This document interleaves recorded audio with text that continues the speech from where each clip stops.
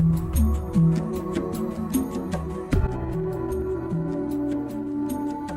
so glad to be here with you today because, Hala and Trina and I did some stuff a couple weeks ago and I've been sharing it and I felt like every step of the way I'm feeling like, oh, I wish I had a clip of Jay that I could slide in here, or I wish I had a moment of the three of us talking together, and we're finally able to get together and start to add some stuff and share sort of your unique gifts and presence with the people who are following along. So welcome. Thank you. Yeah. I know, I felt the same way. I was in Canada teaching and I saw you guys and I was like, oh, I want to be on the orange couch. Here we are on the orange couch.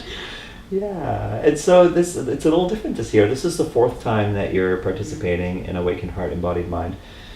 But this time you just have this intensive weekend that you're coming in to share, and it's like your sauce, right? Yeah. It's the thing that you are really passionate about. So let's talk about that a little bit.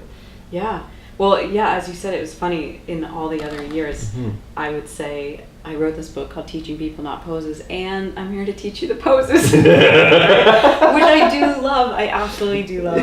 All of us in this training are anatomy geeks, and I'm so into body alignment and all of that. I get it. And what I found, the thing that I loved, though, about coming down every weekend was the connections I was making with the teachers and drawing out their awareness of their own presence and how they show up and who they want to be as teachers. And so to be able to come back this year and just focus only for a 12-hour module on that, like, who are you? What do you know about your own heart and body and mind, and how you show up under stress, how you show up when you're feeling safe and supported, what is the message you want to convey? How do you get in your own way with that? Those kind of conversations that for me are really what brings me alive. Yeah, it's beautiful stuff. I mean, that's part of what Hala, Trina, and I talked about a couple of weeks ago, was just this idea that we're very committed to supporting both new teachers and already established teachers in finding what their kind of authentic calling is, right? What kind of teacher are you evolving into based on your own inner work, based on your own discovery of your authentic voice, based on the gifts that you have, not based on trying to be something you're not. Right. And we're certainly not interested in trying to turn people into little clones of each of us. And so what I love about about what you're bringing is that sense of really finding a way of being comfortable in your own skin as a teacher that's authentic to who you are. And the cool thing about how we have you and Trina coming in this year is that Trina comes in on weekend 3. So they've had 2 weekends with Hala and I to start on the journey, and then she comes in and says, okay, everything you've done so far, here's how it fits into exercise science and biomechanics and really understanding the body in this way that includes yoga, but is bigger than yoga. It's much more about the human body and movement patterns in general, and understanding how joints work. And then Hala and I have them for another weekend and get to put all those different pieces together and introduce whatever new material we're going to introduce. And then you come on weekend 5 and say, all right, you have, including the weekend with you, 3 more weekends. Where are we at? Right, and by weekend 5, the pot's been stirred.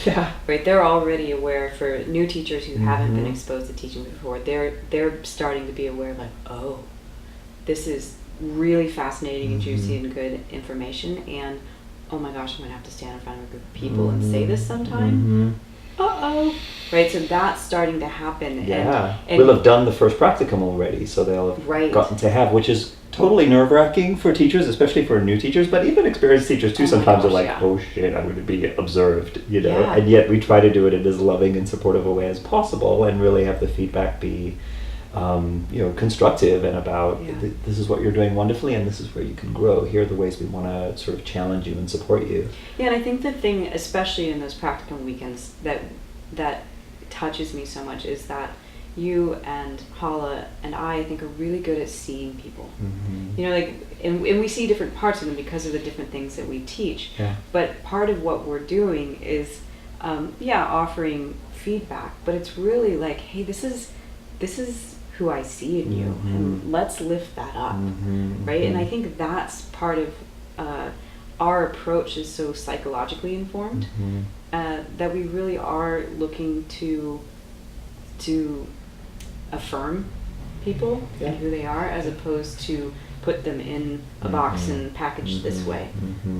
So I think, as you've seen those practicum weekends, the jitters that happen before them are intense, and then coming out of them, people are like, whoa, right? There's this, all of a sudden they're in, because that there's a sense of belonging and being seen. And I love that. Yeah, just that little ritual process of everyone taking a risk and wanting the best for one another and getting naked, so to speak, in that kind of space, and then surviving it and going, oh, that was much better than I thought it was going to be, or I had so much good stuff to take away from it. Or even, the rare person who just freezes up. It's like, okay, cool, that's your edge, that's where we're going to work, here are some tools, and we love you and we support you, and it's the worst thing that you could have thought might happen did happen, and it's okay. Like that's how you get better.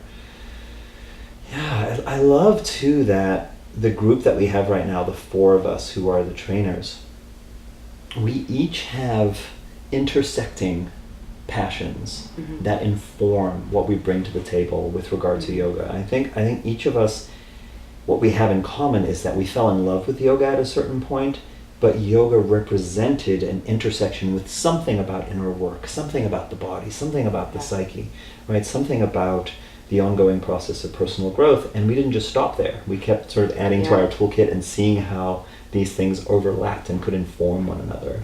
Yeah, I think about that often, because I found yoga when I was 18, and it was the beginning of my healing journey with my body and my mind after having been a competitive gymnast as a kid.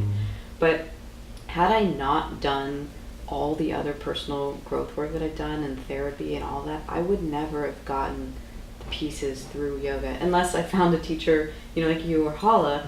But it's taken so many different paths converging to feel like I can actually offer the sorts of things I want to offer as a teacher.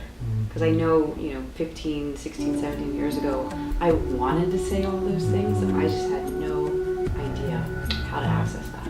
Yeah.